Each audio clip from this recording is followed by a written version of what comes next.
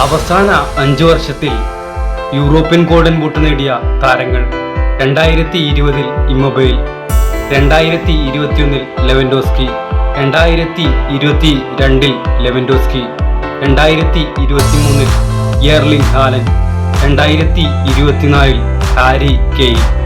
2023-24 Champions League സീസണിൽ ഏറ്റവും കൂടുതൽ ഗോൾ നേടിയ 5 താരങ്ങൾ: 5-മത് വിനീഷ്യസ് 5 ഗോൾ, 4-മത് ഗ്രീസ്മാൻ 6 ഗോൾ, 3-മത് എർലിംഗ് ഹാലൻഡ് 6 ഗോൾ, 2-മത് കിലിയൻ എംബാപ്പെ 8 ഗോൾ, 1-മത് ഹാരി കെയ്ൻ 8 ഗോൾ.